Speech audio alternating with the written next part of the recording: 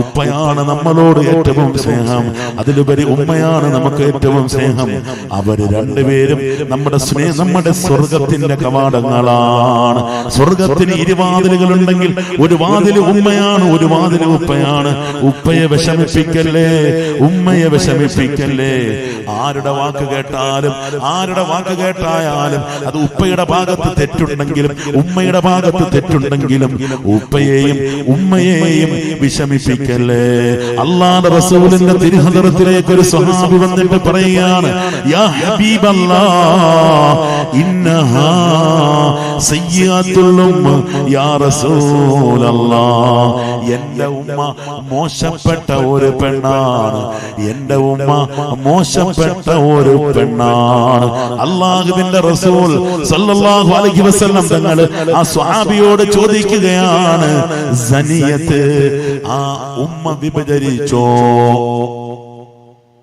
വീണ്ടും സ്വഹാബി പറയുകയാണ്, ഇന്നഹാ സയ്യിഅത്തുൽ ഉമ്മ യാ റസൂലല്ലാഹ്.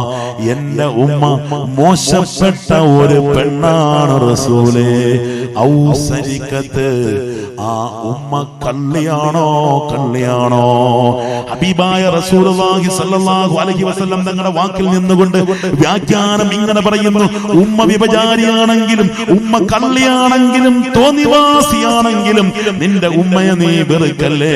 നിന്റെ ഉമ്മയ്ക്ക് തുല്യം നിന്റെ ഉമ്മ മാത്രമാണ്. 10 മാസം ഗർഭം ചുമന്നത് നിന്റെ ഉമ്മയാണ്, മുലയൂട്ടിയത് നിന്റെ ഉമ്മയാണ്. നിന്റെ ഉപ്പ അതിനുവേണ്ടി സർവ്വവിധ സംവിധാനം ചെയ്തതാണ്. ഉമ്മയെ എത്ര മോശക്കാരിയായാലും വെറുക്കല്ലേ മോനെ. ഉമ്മയെ വെറുത്താല്, ഉപ്പയെ വെറുത്താല് നിനക്ക് ദുനിയാവും ആഖിറവും നഷ്ടമാണ്. നീ തഹജ്ജുദ് നിസ്കരിച്ചാലും ശരി, നീ ശുക്ർ നിസ്കരിച്ചാലും ശരി, നീ ളുഹാ നിസ്കരിച്ചാലും ശരി, എല്ലാ വഖത് നിസ്കാരം പള്ളിയിൽ ഒന്നാമത്തെ സഫിൽ വലത് സന്ദർഭത്തിൽ വലത് വശത്തുണ്ടെങ്കിലും ശരി, നിന്റെ ഇബാദത്ത് അല്ലാഹ്ക്ക് വേണ്ട മോനെ. ഉമ്മയെ വെറുപ്പിച്ചുകൊണ്ടുള്ള ഇബാദത്ത് അല്ലാഹ്ക്ക് വേണ്ട, ഉപ്പയെ വെറുപ്പിച്ചുകൊണ്ടുള്ള ഇബാദത്ത് അല്ലാഹ്ക്ക് വേണ്ട. പരസ്പരം 3 ദിവസത്തിൽ കൂടി മിണ്ടാതിരുന്നിട്ടുള്ള ആ ഇബാദത്ത് അല്ലാഹ്ക്ക് വേണ്ട. അല്ലാഹു അത് മർദൂദായി നിന്റെ മുഖത്തേക്ക് വലിച്ചെറിയപ്പെടുമെന്ന് ഹബീബായ റസൂലുള്ളാഹി സ്വല്ലല്ലാഹു അലൈഹി വസല്ലം. അതുകൊണ്ടാ ഹബീബായ റസൂലുള്ളാഹി പറഞ്ഞത്, തുർഫഉ ശഫഖതു മിൻ ഖുലൂബി മിൻ അഖാരിബിൽ ഖുലൂബ്, മിൻ ഖുലൂബിൽ അഖാരിബ്. ബന്ധുക്കളുടെ ഹൃദയത്തിൽ നിന്നും അനുകമ്പ, ദയ അല്ലാഹു തുടച്ചു നീക്കും.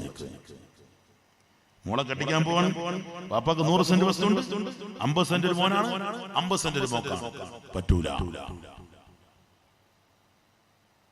ഉടനെ അത് വിഷയമായി, സംസാരമായി. വാപ്പയെ ഉമ്മയും സത്യത്തിൽ നമ്മൾ മരിക്കാതെ മരിപ്പിക്കുകയാണ്. അവർക്ക് രോഗം വരാതെ നമ്മൾ അവരെ രോഗക്കാരിയാക്കുക. വാപ്പാടെ ഉമ്മയുടെ മുമ്പിൽ നിന്ന് നമ്മളങ്ങോട്ട് തകർക്കുമ്പം അവരുടെ മനസ്സങ്ങോട്ട് പെടയാണ്. അവരുടെ മനസ്സങ്ങോട്ട് പെടഞ്ഞാണല്ല, കുത്തി മറിഞ്ഞിട്ടൊന്നും ഒരു കഥയില്ല. പള്ളിയിലെ വെള്ളം പാഴാക്കാന്ന് മാത്രമല്ല, വേറെ രക്ഷയില്ല.